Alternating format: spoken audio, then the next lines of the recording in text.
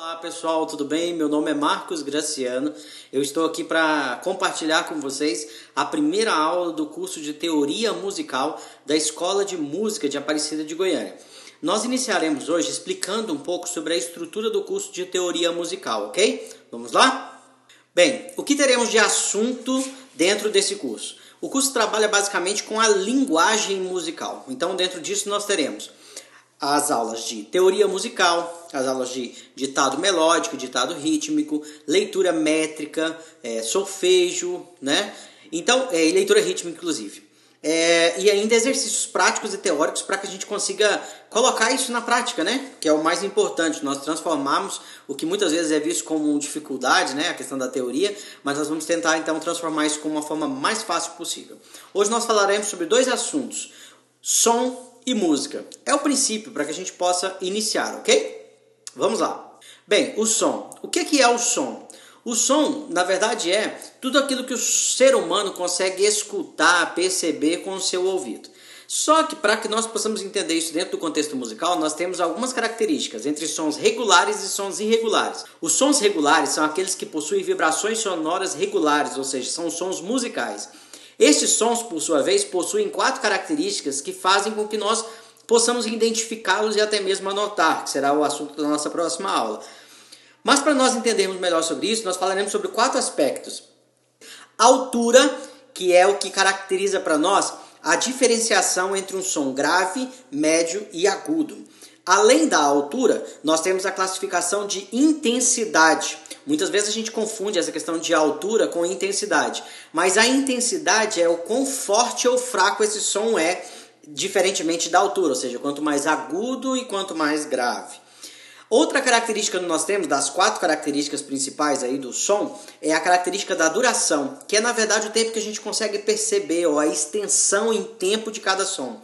E normalmente nós classificamos esse som como curto ou um som longo, que é umas 2 classificações que podem ser feitas basicamente para que a gente possa entender. E a última característica, e não menos importante, é o timbre. Levando em consideração o timbre, nós podemos então entender que o timbre é uma característica particular de cada som. Ou seja, existem vários tipos de timbre. O timbre dos sons humanos, o timbre dos sons do meio ambiente onde a gente vive, o som dos instrumentos musicais.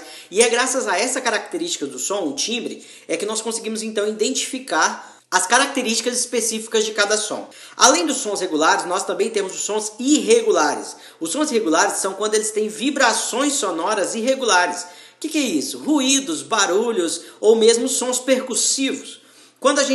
E não quer dizer que são menos importantes. Na música a gente utiliza tanto sons regulares quanto sons irregulares para formar. E aí nós vamos ver um pouquinho mais sobre isso aí quando nós falarmos um pouquinho sobre a definição de música, ok? Vamos então para o nosso segundo tópico.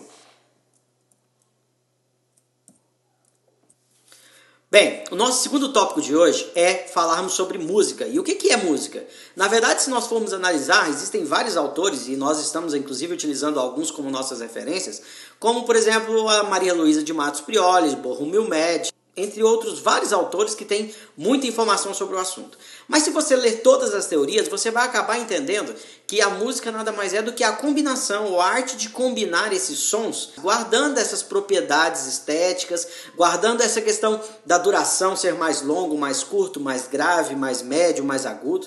Então, se nós fizermos essa combinação, nós vamos ter o que a gente chama de música. Para a gente entender esse processo, nós temos 3 características na música que são importantíssimas, que são melodia, harmonia e ritmo. Já ouviu falar? Então, vamos pensar numa música dessas que você ouve comumente, onde nós temos um cantor, a harmonia, ou seja, o cantor e a banda tocando.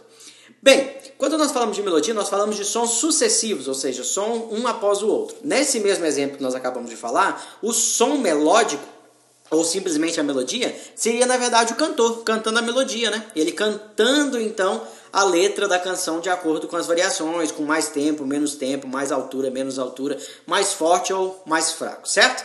A harmonia são vários sons ouvidos ao mesmo tempo. Então, normalmente na banda, os instrumentos mais conhecidos como instrumentos harmônicos são teclado, violão, né? Esses instrumentos executam mais de uma nota ao mesmo tempo, proporcionando então o que a gente conhece como harmonia.